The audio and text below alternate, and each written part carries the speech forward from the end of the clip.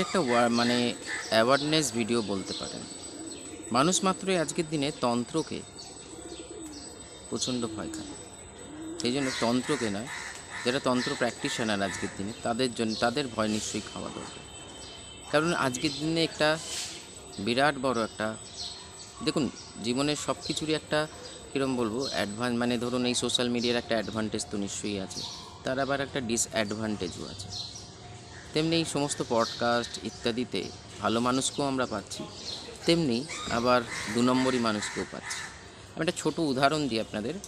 2001 সালে আমি প্রথম কম্পিউটার, তখন পেন্টিয়াম 3, অনেকেই বুঝবেন। তখন কম্পিউটার সম্পর্কে বিশেষ কিছু জানতাম না। মেশিন চলছে যেখান থেকে নিয়েছিলাম একজনের থেকে, হঠাৎ করে দেখছি যে বন্ধ হচ্ছে আবার ওপেন হচ্ছে, মানে শাটডাউন হয়ে যাচ্ছে আবার ওপেন হচ্ছে। তো তাকে আবার ডেকে পাঠানো, তখন তো এবিসিডি কিছুই জানি না, হলো এই সফটওয়্যারের সম্পর্কে অল্প ধারণা।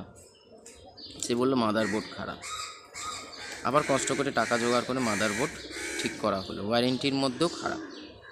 এমন কিছু পার্টস নাকি সে খারাপ পেয়েছে যেটার জন্য এটা হচ্ছে। কিন্তু আমি যখন প্রপার হার্ডওয়্যারটায় জানলাম, যখন ওই সিমটমের সম্পর্কে এলো, দেখলাম সেটা র্যামের প্রবলেম ছিল, মাদারবোর্ডের না। বোঝা গেল, আমি কি বোঝাতে পারলাম ব্যাপারটা?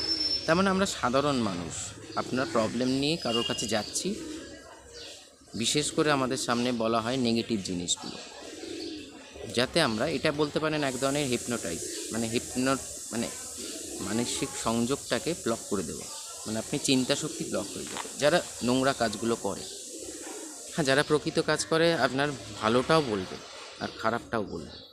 আপনাদের সঙ্গে যাদের আমার পরিচয় আছে, কোনো দিন কি আপনাদের ডিমোটিভেট করেছি? অনেক খারাপ কন্ডিশনেও কিন্তু আপনাদের মোটিভেট করেছি যে ভালো হয়ে যাবে, ঠিক হয়ে যাবে। আমি আমার কথা বলছি না, এরকম অনেকেই করে, যে খারাপ দেখলেও মোটিভেট করা, মনের শক্তিটাকে জাগানো। আপনাকে এমনভাবে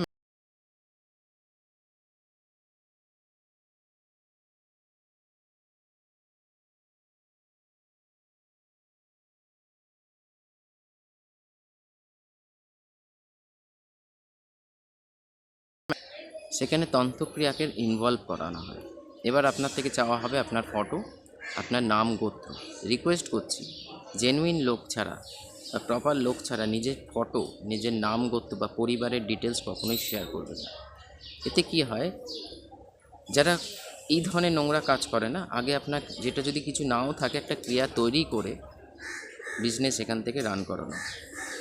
সেই জন্যে তন্ত্র কিন্তু মহাকাল আর মহাকালী, মানে মা শিব এবং পার্বতীর থেকে তৈরি, সেটা কখনোই লোকসানদায়ক নয়, তন্ত্রের যে কোনো পথ। তো এটা মানুষ এবং জীবজন্তু জগৎ কল্যাণের জন্য। কিন্তু আজকের দিনে এটা একটা বড় একটা বিজনেস রূপ নিয়েছে। সবাই এখন তান্ত্রিক, সবাই এখন সব কিছু জানে, এটাই সব থেকে বড় প্রবলেম। তো ব্যাপারটা হচ্ছে যে প্রপার প্র্যাকটিস, প্রপার যারা, মানে কী হয় বলুন তো, এই সমস্ত মানুষের জন্য না, যারা প্রকৃতপক্ষে তন্ত্র সাধক। আমরাও দেখবেন লেখা থাকে গুপ্ত সাধক। গুপ্ত মানে কথা মানে কি, যাকে খুঁজে, এরকম অনেক সাধক রয়েছে আমাদের এখানে সংসারের মধ্যে, তাদের দেখলেই বুঝতে পারবে না সে একজন অঘোষ তন্ত্র মানে প্র্যাকটিস করছে বা তন্ত্র সাধনার সঙ্গে যুক্ত। তাকে বলে গুপ্ত, বা এমন কোনো গুহা বা এমন জায়গায় রয়েছে যেটা লোকচক্ষুর অনেক আড়ালে, তাকে গুপ্ত বলে আমার মতে, বা আমার আশা করি আপনাদেরও মতে। কিন্তু এই গুপ্ত সাধক, ওই গুপ্ত সাধক, তাই মানে টাইটেল দিয়ে তো সব কিছু হয় না। সেই জন্য এটা একটা অ্যাওয়ারনেস ভিডিও। মানুষের মধ্যে তন্ত্রের প্রতি যে একটা দুর্বলতা বলতে, যে এখনকার দিনে নিজেদেরই লোক নিজেদের ক্ষতি করছে। যতগুলো কেস আমি হ্যান্ডেল করে এলাম, করছি, বা কেস আসছে, সবই একই, বেশিরভাগ প্রবলেম হচ্ছে নিজেদেরই লোক, কাকা, দাদা, বাবা, মামা ইত্যাদি প্রবলেম ক্রিয়েট করছে। এবং কিছু সংখ্যক মানুষ এরকম বসে রয়েছে যে আপনার জন্যে প্রেত চালান বা এই ধরনের তন্ত্রক্রিয়া করে আপনাকে বরবাদ করার জন্য। ফলে রিকোয়েস্ট রইল, খুব চেনাশোনা না হলে, মানে জেনুইন আগে বুঝুন। মানে যারা দেখবেন গিয়ে আগে আপনার পুরো নেগেটিভ জিনিসগুলোকে বলবে, ভয় দেখাবে, যে আপনার এই হয়ে যাবে, আপনার বাড়িতে এই হয়ে আছে, আপনার বাড়িতে ওই হয়ে আছে, এইটা না করলে এই ক্ষতি হয়ে যাবে। ঈশ্বরের থেকে তো বড় কেউ নেই। সব থেকে বড় কথা হচ্ছে এটা, আপনি যাকে বিশ্বাস করেন, আপনার যে ইষ্ট, বা আপনার যদি কেউ গুরু থেকে থাকে, তার থেকে বড় আর কেউ হতে পারে না। আপনি তার সান্নিধ্য নিন। আমি এটা বলছি না যে এত কিছু বলবার পর আমি কিন্তু নিজেকে বেচতে বসিনি। Mind my word.